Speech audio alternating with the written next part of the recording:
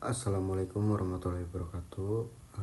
Izin memperkenalkan diri, nama saya Putra, dengan NIM 2250191047. Pada kesempatan kali ini saya akan mempresentasikan materi dengan judul evaluasi mutu, bahan baku, dan sediaan farmasi secara kimia dan mikrobiologi. Nah, jadi tujuan dari presentasi ini agar memahami bagaimana prinsip dan metode analisis baik kimia maupun mikrobiologi digunakan untuk menjamin mutu obat.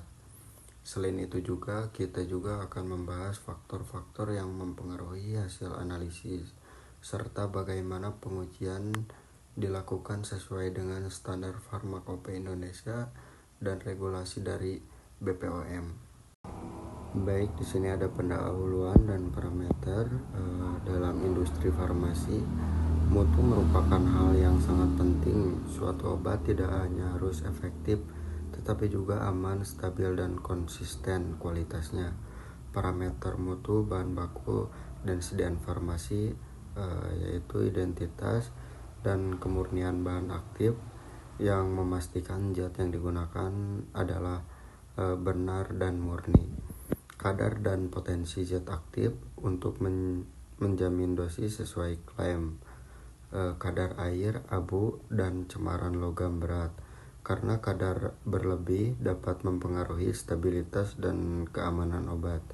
pH, titik leleh, dan bobot jenis sebagai karakter fisik yang menentukan kestabilan dan performa sediaan. Uji stabilitas dan waktu kadaluarsa untuk memastikan obat tetap layak digunakan selama periode yang ditentukan. Uji organoleptik dan kelarutan sebagai pengamatan awal untuk mengidentifikasi perubahan fisik. Semua parameter ini harus diuji dengan metode analisis yang tervalidasi dan sesuai standar internasional. Baik, dan selanjutnya ada metode analisis kimia dan fisikokimia. Untuk memastikan kualitas bahan obat dilakukan berbagai metode analisis. Untuk yang pertama itu ada spektrofotometri UV visible. Prinsipnya mengukur absorbansi cahaya oleh larutan pada panjang gelombang tertentu. Biasanya digunakan untuk analisis kuantitatif kadar zat aktif. Yang kedua, spektrofotometri inframerah digunakan untuk analisis kualitatif dan dengan mengidentifikasi gugus fungsi suatu senyawa. Yang ketiga ada kromatografi cair kinerja tinggi atau disebut juga HPLC, merupakan teknik pemisahan yang sangat akurat untuk menentukan kemurnian dan zat aktif. Faktor kritisnya meliputi laju fase gerak, suhu, dan jenis kolom yang digunakan. Untuk yang keempat ada kromatografi lapis tipis, cocok untuk digunakan identifikasi awal dan screening senyawa. Parameter utamanya adalah nilai RF atau retardation factor yang menggambarkan mobilitas zat pada lempeng silika. Dilanjutkan ada prinsip kerja instrumen analisis. Setiap metode memiliki prinsip dan persyaratan sampel tertentu. UV visible merupakan larutan jernih, homogen, dan mengikuti hukum Lambert-Beer. IR umumnya digunakan untuk padatan murni dalam bentuk serbuk ring. HPLC memerlukan larutan bebas partikel dengan hasil berupa kromatogram yang menunjukkan waktu retensi. Dan di sini juga ada KLT dilakukan dengan larutan atau ekstrak sederhana dengan hasil semi kuantitatif.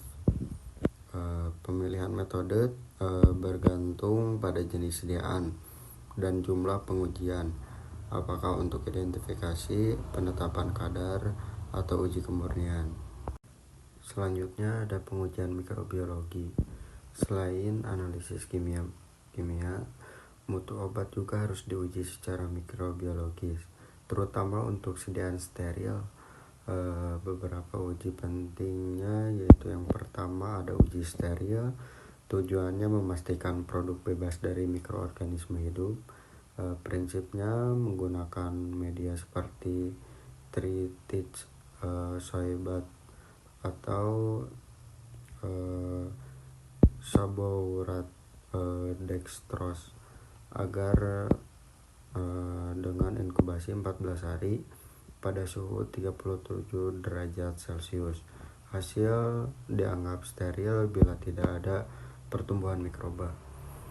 Untuk yang kedua ada uji angka lempeng total. Digunakan untuk menghitung jumlah koloni mikroba pada media padat. Hasilnya dibandingkan dengan batas standar jumlah mikroba yang diperbolehkan. Untuk yang ketiga itu ada uji angka. Paling mungkin menggunakan metode statistik untuk memperkirakan populasi mikroba dalam sampel cair berdasarkan jumlah tabung positif. Untuk yang keempat ada uji endotoksin bakteri. Digunakan untuk mendeteksi endotoksin dari bakteri gram negatif. Hasil positif ditandai dengan terbentuknya gel atau kekeruhan. Endotoksin harus di bawah ambang batas sesuai farmakope. Semua uji ini harus dilakukan dalam kondisi aseptik dengan kontrol lingkungan dan media yang steril. Dilanjutkan ada faktor kritis dan validasi metode. Dalam semua pengujian terdapat faktor kritis yang harus diperhatikan. Kualitas pelarut dan reagen, kondisi suhu pada pH, homogenitas dan kemurnian sampel. Kalibrasi instrumen. Validasi metode sesuai peraturan BPOM nomor 10 tahun 2025 tentang verifikasi metode analisis. Validasi metode mencakup uji akurasi, presisi, linearitas, selektivitas, serta batas deteksi dan kuantitasi. Tanpa validasi, hasil analisis tidak bisa dipercaya dan tidak memenuhi persyaratan regulasi. Evaluasi mutu bahan baku dan sediaan farmasi merupakan proses yang sangat penting dalam menjamin bahwa setiap produk obat yang dihasilkan memenuhi standar keamanan, efektivitas, dan kualitas yang telah ditetapkan. Proses ini mencakup berbagai tahapan pengujian, baik secara kimia, fisikokimia, maupun mikrobiologi, yang harus dilakukan dengan prinsip ilmiah dan ketelitian tinggi. Untuk yang pertama, parameter mutu bahan baku dan sediaan farmasi harus dinilai secara komprehensif. Parameter tersebut meliputi identitas dan kemurnian bahan aktif, kadar serta potensi zat aktif, kadar air dan abu, cemaran logam berat, pH, titik leleh, bobot jenis, serta karakteristik organoleptik dan kelarutan. Selain itu, uji stabilitas dan penetapan waktu kadaluarsa juga penting dilakukan untuk memastikan produk tetap stabil dan aman selama masa penyimpanannya. Untuk yang kedua itu ada analisis kimia dan fisikokimia memegang peran utama dalam memastikan kualitas zat aktif maupun eksipien. Metode-metode analisis seperti spektrofotometri visible, spektrofotometri inframerah, kromatografi cair, kinerja tinggi, dan kromatografi lapis tipis. Merupakan teknik-teknik dasar yang digunakan secara luas di laboratorium farmasi. Spektrofotometri UV visible berfungsi untuk menganalisis kuantitatif dengan mengukur absorbansi larutan. Spektrofotometri IR digunakan untuk mengidentifikasi gugus fungsi dan analisis kualitatif. HPLC berperan penting dalam pemisahan, penentuan kadar, dan penilaian kemurnian zat aktif dengan ketelitian tinggi. KLT menjadi metode sederhana namun efektif untuk mengidentifikasi awal dan screening senyawa kimia. Masing-masing metode memiliki faktor kritis seperti panjang gelombang, seperti pelarut, konsentrasi, suhu, dan kondisi kolom yang harus dikontrol dengan cermat agar analisis akurat dan dapat diandalkan semua instrumen. Analisis juga wajib dikalibrasi secara rutin dan digunakan oleh analisis yang kompeten agar tidak menimbulkan deviasi hasil. Ketiga, dari aspek mikrobiologi, evaluasi mutu dilakukan untuk memastikan sediaan utama yang steril, bebas dari kontaminasi mikroorganisme dan endotoksin. Pengujian mikrobiologi mencakup uji sterilitas untuk memastikan produk bebas mikroba hidup. Yang kedua ada uji angka lempeng total untuk menghitung jumlah mikroba pada media padat. Untuk yang ketiga ada uji angka paling mungkin untuk memperkirakan jumlah mikroorganisme dalam sampel cair. Yang terakhir ada uji endotoksin bakteri untuk mendeteksi endotoksin dari bakteri gram negatif dan berpotensi menimbulkan reaksi demam. Semua pengujian tersebut harus dilakukan di lingkungan aseptik dengan media yang sesuai, suhu inkubasi terkontrol, serta memperhatikan masa inkubasi, dan interpretasi hasil berdasarkan dasar Farmakopeia Indonesia. Prinsip kehati-hatian validasi media dan pencegahan kontaminasi silang menjadi kunci keberhasilan dalam uji mikrobiologi. Keempat aspek yang tak kalah penting adalah validasi dan verifikasi metode analisis berdasarkan peraturan BPOM nomor 10 tahun 2025. Setiap metode yang digunakan dalam pengujian bahan baku dan sediaan harus tervalidasi. Artinya metode tersebut harus dibuktikan akurat, presisi, spesifik, linear, serta memiliki batas deteksi dan batas kuantitasi yang dapat diterima. Validasi ini menjamin bahwa hasil analisis dapat dipercaya dan sesuai dengan regulasi nasional maupun internasional seperti pedoman ICH Q10 dan ISO 17025. Kelima, seluruh proses evaluasi mutu tidak dapat dipisahkan dari prinsip good manufacture practice atau cara pembuatan obat yang baik. Interpretasi CPOB menjamin bahwa obat diproduksi dalam kondisi yang dikendalikan, mulai dari penerimaan bahan baku, proses produksi, pengujian, hingga distribusi produk jadi. Pengawasan mutu yang ketat merupakan bentuk tanggung jawab industri farmasi terhadap keamanan pasien dan masyarakat. Keenam, faktor manusia dan lingkungan laboratorium juga berpengaruh besar terhadap mutu hasil pengujian. Analisis yang dilakukan oleh tenaga tidak terlatih, lingkungan yang tidak steril, atau peralatan yang tidak terkalibrasi dapat menimbulkan hasil yang bias. Oleh karena itu, laboratorium harus menerapkan sistem manajemen mutu yang baik dan melakukan pemantauan kualitas secara berkala.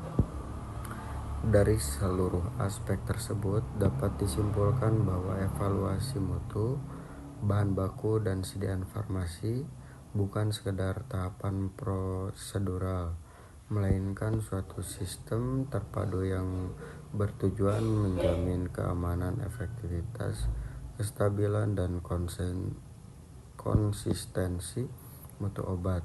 Analisis kimia memberikan data tentang komposisi dan kemurnian, sementara analisis mikrobiologi memastikan keamanan terhadap kontaminasi biologis. Kedua pendekatan ini saling melengkapi dan menjadi dasar pengambilan keputusan dalam pengendalian mutu. Dengan memahami prinsip, metode, dan faktor kritis dari setiap pengujian, diharapkan tenaga farmasi dapat menerapkan standar yang tinggi dalam kegiatan laboratorium, riset, maupun produksi industri.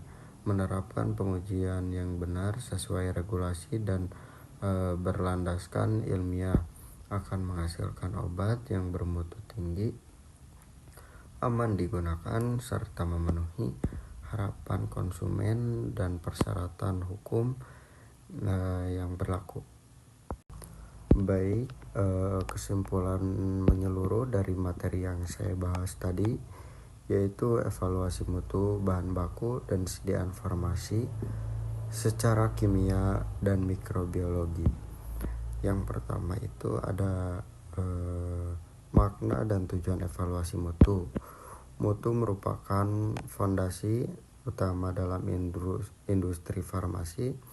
Sebuah obat tidak dapat dianggap baik hanya karena mampu menyembuhkan, tetapi juga harus aman, stabil, efektif, dan konsisten kualitasnya dari waktu ke waktu. Evaluasi mutu dilakukan agar setiap obat yang beredar benar-benar sesuai dengan standar yang tercantum dalam Farmakopeia Indonesia dan regulasi BPOM. Tujuan akhirnya bukan hanya memenuhi persyaratan administratif, melainkan memastikan bahwa pasien menerima obat yang layak tanpa resiko rencana kimia maupun biologis. Evaluasi mutu ini mencerminkan tanggung jawab moral dan profesional seseorang farmasis terhadap keselamatan manusia. Baik, untuk yang kedua itu ada parameter mutu bahan baku dan sediaan farmasi. Dalam menjamin mutu, kita menilai berbagai parameter fisik, kimia, dan biologis. Beberapa di antaranya adalah identitas dan kemurnian bahan aktif agar tidak terjadi kesalahan zat, kadar dan potensi zat aktif untuk memastikan dosis obat sesuai dengan klaim terapeutik, kadar air dan abu yang menunjukkan kestabilan bahan dan kemurnian zat, cemaran logam berat karena kandungan terlebih dapat bersifat toksik, pH, titik leleh, bobot jenis, dan kelarutan yang menggambarkan karakteristik fisik sediaan. Uji stabilitas dan waktu kadaluarsa untuk memastikan obat tetap efektif selama penyimpanan. Parameter-parameter tersebut tidak berdiri sendiri, melainkan saling melengkapi untuk membentuk gambaran menyeluruh tentang mutu obat. Nah, sekarang dilanjutkan nomor 3, yaitu ada analisis kimia dan fisikokimia.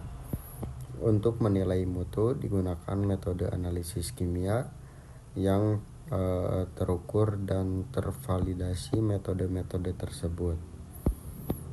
Yang pertama itu ada spektrofotometri UV visible yang digunakan untuk menentukan kadar zat aktif berdasarkan identitas cahaya dan diserap. Yang kedua itu ada spektrofotometri inframerah yang digunakan untuk mengenali gugus fungsi senyawa tertentu. Yang ketiga ada kromatografi cair kinerja tinggi, metode paling akurat untuk menganalisis kemurnian dan kadar zat aktif. Yang keempat ada kromatografi lapis tipis, metode sederhana yang digunakan untuk screening dan identifikasi awal senyawa.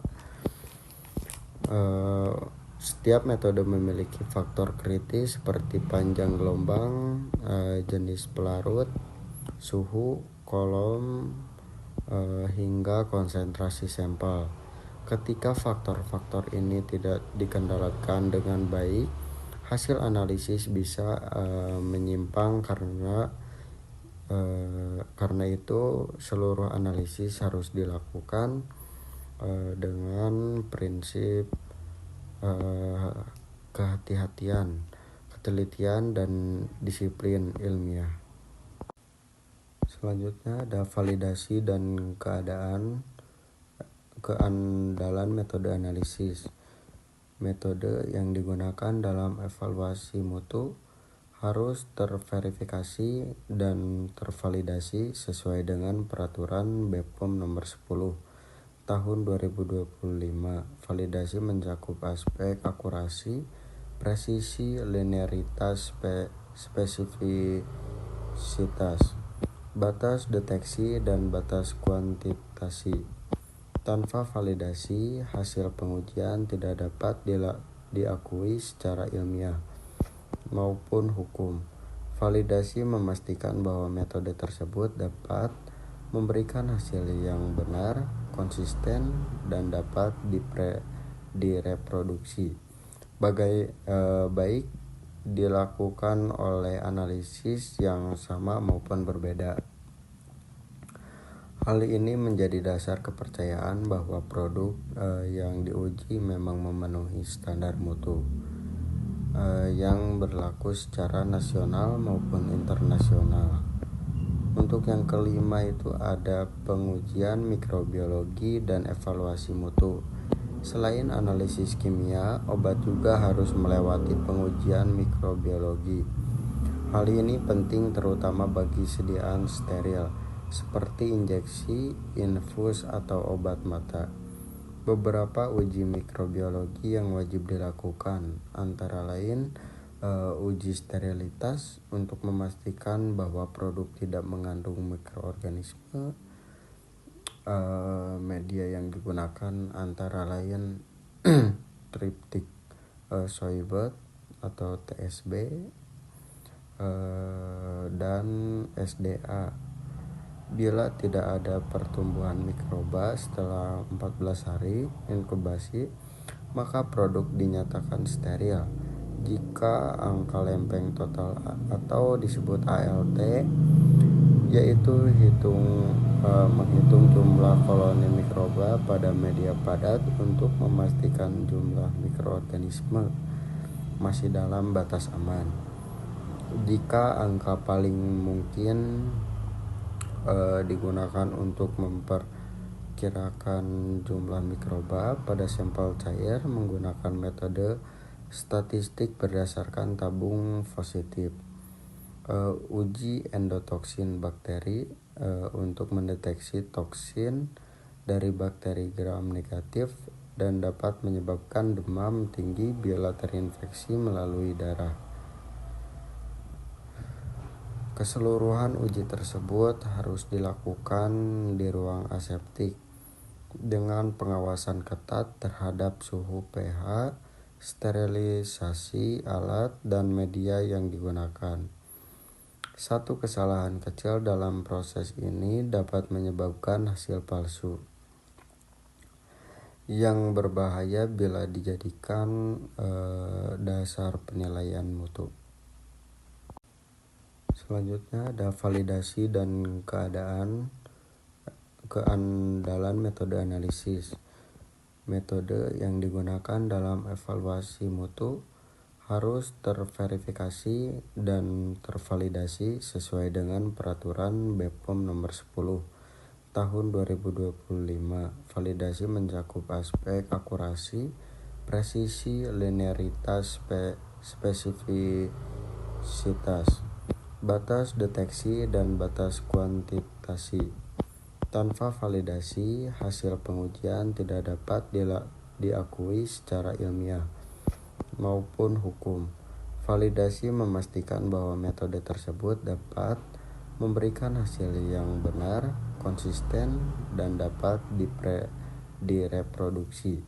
Baik dilakukan oleh analisis yang sama maupun berbeda. Hal ini menjadi dasar kepercayaan bahwa produk yang diuji memang memenuhi standar mutu yang berlaku secara nasional maupun internasional. Untuk yang kelima itu ada pengujian mikrobiologi dan evaluasi mutu. Selain analisis kimia, obat juga harus melewati pengujian mikrobiologi. Hal ini penting terutama bagi sediaan steril, seperti injeksi, infus, atau obat mata. Beberapa uji mikrobiologi yang wajib dilakukan antara lain uji sterilitas untuk memastikan bahwa produk tidak mengandung mikroorganisme. Media yang digunakan antara lain triptik soybot atau TSB dan SDA. Bila tidak ada pertumbuhan mikroba setelah 14 hari inkubasi, maka produk dinyatakan steril. Jika angka lempeng total atau disebut ALT, yaitu menghitung jumlah koloni mikroba pada media padat untuk memastikan jumlah mikroorganisme masih dalam batas aman. Jika angka paling mungkin digunakan untuk memperkirakan jumlah mikroba pada sampel cair menggunakan metode statistik berdasarkan tabung positif. Uji endotoksin bakteri untuk mendeteksi toksin dari bakteri gram negatif dan dapat menyebabkan demam tinggi bila terinfeksi melalui darah. Keseluruhan uji tersebut harus dilakukan di ruang aseptik dengan pengawasan ketat terhadap suhu pH, sterilisasi alat, dan media yang digunakan. Satu kesalahan kecil dalam proses ini dapat menyebabkan hasil palsu yang berbahaya bila dijadikan dasar penilaian mutu.